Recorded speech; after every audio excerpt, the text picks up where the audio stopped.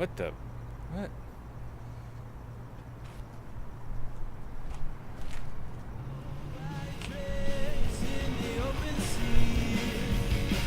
Guys! Guys?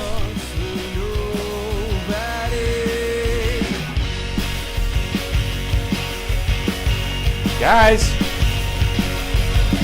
I was a man for a time,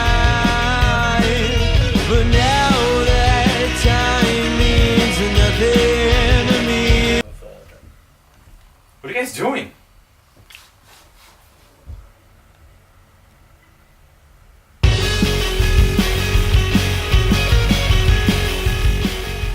Hey everybody, welcome back to another episode of Woodlands at Night. This evening we have with us Watchful Horses, a indie rock band from Norwalk, California. Guys, introduce yourselves. I'm Bryant, Genuino, the bassist. I'm Josh Borja, the lead guitarist. I'm Ralph Tafoya, I sing. Julian, the drummer. And I'm Jeremiah J. You guys got together back in 2011. So in your 6 years playing together, you guys have done hundreds of shows, and you've been to some pretty notable venues like the House of Blues in Anaheim, the Troubadour, and the Roxy in LA. Do you have a show that is especially memorable to you? Most memorable show. Memorable. Will probably be on the second time we played the House of Blues show. Okay. It was great. A lot of faces we haven't seen. A lot of energy in the crowd. Haven't seen in previous shows. It's just for some reason that show was. Everybody brought it. I'm gonna have to agree with him. It was the House of Blues show, and we go on stage, and the first thing I see was that I saw people in the front packed like sardines with people in the back. It was phenomenal. That was the best feeling ever. I was going to say that show too, but just to change it up, we played a show, this was really early on, at a place called Phoenix 5-4, and it was this tiny little place in Uptown Whittier. We played a funeral party, and they were pretty popular at the time, so packed, and something happened where someone was passing equipment overhead and knocked out the AC unit, and so it got stuck on like heat. And During your show? During the show, and it was like 90 degrees inside, and the windows were fogging up, and everyone was just super sweaty. It was awful, and then they never had shows there again. That would definitely make it memorable. Yeah. What about you? Those are great shows, but those are the wrong answers. Okay. The most memorable show was Lobster Fest. That was the best one. Because we got lobster. We got free lobster. Yeah. That was our like first festival. Yeah. And free lobster. That's pretty much my requirements for. Then we want to do it again for the lobster. Now you right? don't play without free lobster, right? Lobster No, Fest, if you're at all. listening. I expect lobster today, actually. So.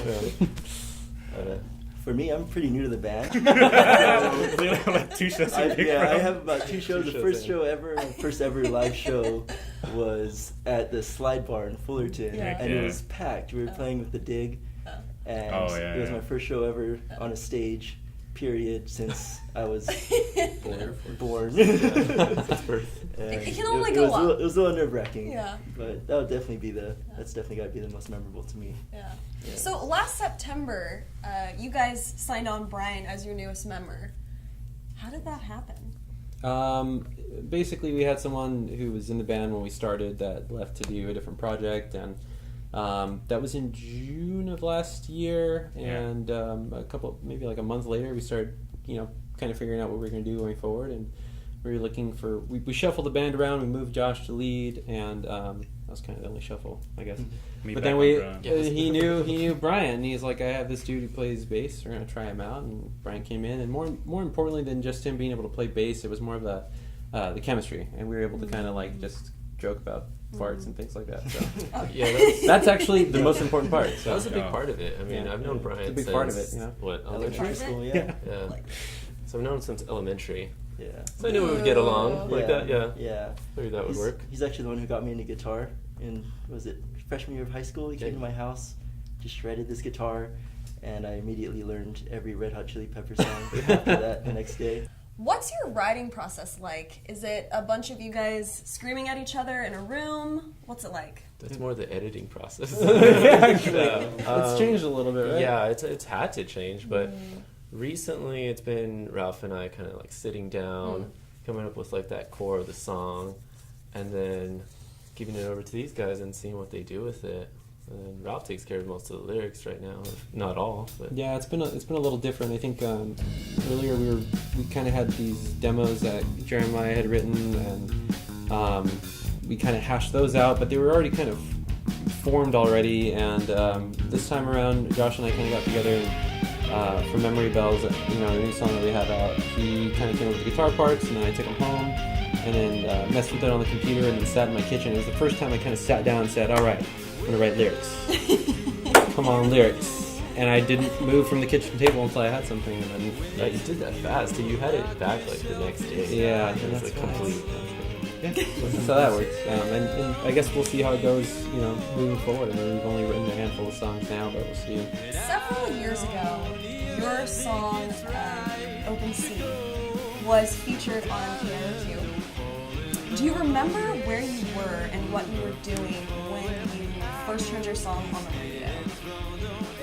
I imagine that must have felt pretty cool. I actually don't know where Jay was or what he was doing. What were you doing, Jay? I think I was at work, and then I was on like Instagram, and all of a sudden I heard the song, and I was like, oh shit. This sounds familiar. Oh snap. Hey, someone ripped us off.